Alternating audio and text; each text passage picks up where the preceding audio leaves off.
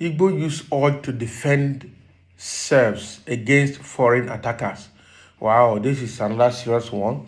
We've seen the spate of attack in Igbo land and against the people of the easterners of the eastern part of Nigeria, and this violence has persisted. Hence, the Ohanaeze actually had a meeting last week, and they tasked themselves through Iwanyango to make sure they find a solution to the insecurity in the region, knowing fully well that they are attacked by foreigners. Most of them are Fulani herdsmen that are wielding out AK-47 against the citizens of the northern part, the eastern part of Nigeria.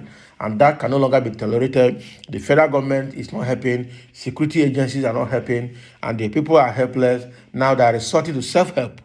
Now, they had a meeting last week where they are determined to go and evaluate their condition and determine how they're going to help themselves.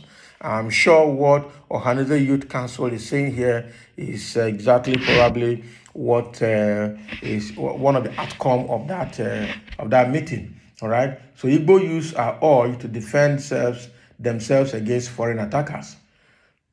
All right, so the Apex Igbo Sociocultural Youth Organization of Ohanaeze Igbo Worldwide, the Ohanaeze Youth Council, has raised the alarm over envisaged security crisis, alleging that there would be a harvest of killings of Ndigbo in subsequent weeks and months.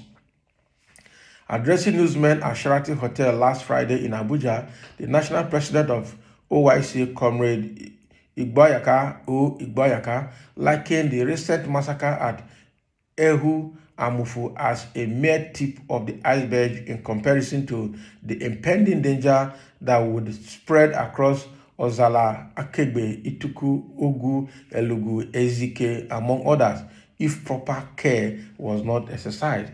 Describing Southeast governors as leaders without a tinge of empathy, Igboyaka said the recent incident, which claimed the lives of over 100 people at Ehu Amufu, is just the beginning. There will be a bazaar of killing that will spread across Ozala, Akegbe, Ituku, Ogu, Elugu, Ezike, Igbo-Etiti, Okigwe, Umunze, Arondizuogo, Umuchu, Uturu, Iswochi, Umunnochi, Ohaji, Egbema, Oguta, Nkede, Mbise, Ngokpala, Ngalago, Ezamg, all right, etc. If Ndigbo continue to trust the security of their lives and property in the hands of these governors from southeast that lack empathy. Ndigbo have been cycled from Kogi and Benue State. Nigeria security agents have compromised in their duties. It is now crystal clear that the lives and property of Ndigbo can no longer be secured or protected by the present APC-led government of President Muhammadu Buhari.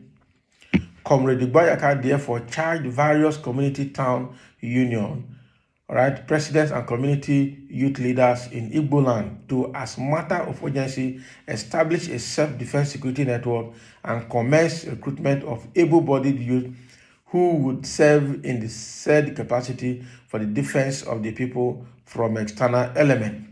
At this juncture, Ohanaeze Youth Council calls on community town unions, presidents and community youth leaders in Igbo land to commence immediate recruitment and establishment of Igbo community defenders against any form of invaders and Fulani jihadists in Southeast. He added, in a failed country like Nigeria, it is naturally the right of every living thing to resort to unavoidable self-defense. Ohanaeze Youth Council therefore call all Igbo youths to pick arms equivalent to what Fulani herdsmen, bandits, and jihadists are using to invade Igbo communities. It's obvious that even in days and years to come, the characters we had and the characters we will have as Southeast governors lack the courage and political will to defend Ala Igbo. All right. We therefore call upon Igbo billionaires, technocrats, retired servicemen, businessmen, and our diaspora brethren of goodwill to support Ohanaeze Youth Council for a strategic self-defense security network at every community in Igbo land. Otherwise, there will be a harvest of killing, a coordinated massacre of indigenous people of Easterners, old Easterners here. Comrade Igboyaka advised that the said community security network shall be devoid of the influence of Southeast governors, whosoever as same would be overseen by various youth leaders of the communities and town union presidents. The community security network must solely be controlled by the youth leaders of the various communities, town union presidents, and compulsorily without the influence or control of Southeast governors. This is the viable way out. Otherwise, there will be further rain of blood in Igbo land, Igboyaka warned. Wow. So this is the situation they are facing now, and they have come to conclusion that they have to help themselves. All right.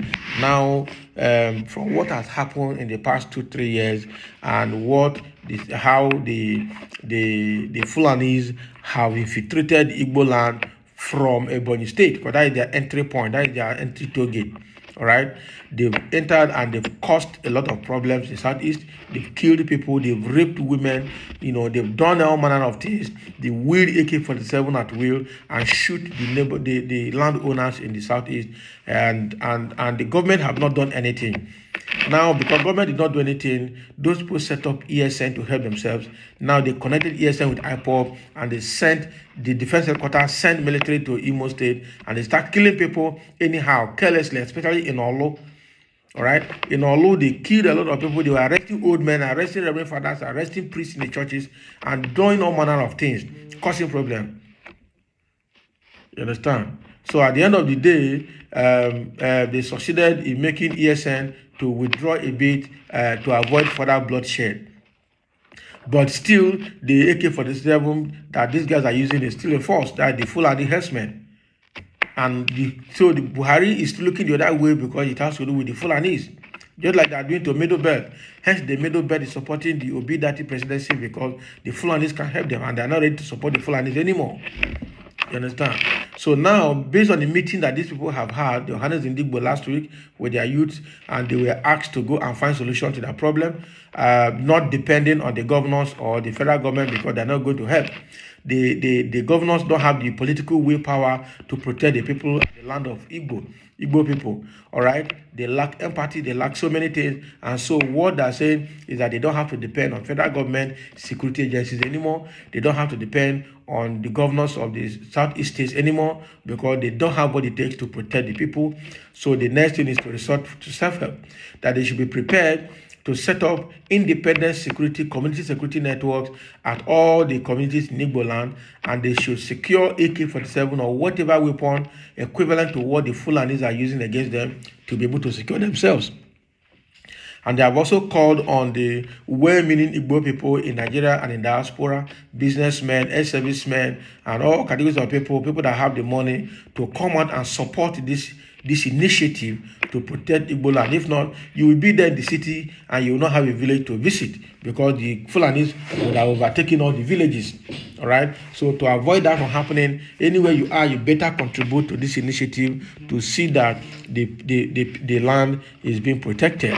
All right. And that is what Igboyaka is saying from Abuja, speaking for the Ohanaeze Youth Council, saying that they have to start recruiting able-bodied men right now across all the communities in Igbo land, and this security network should be independent as much as possible, should not be under the influence of any federal government, or should not be controlled or influenced by the state governors who lack the willpower to protect lives and property. They set up a Bubago. A Bubago is not being used as political talks as observed in Enugu State, Imo State, and Ebonyi State. All right? Especially Ebonyi State. Because in Ebonyi State, Umahi is using them as a political talks. In Enugu State, it's the same thing.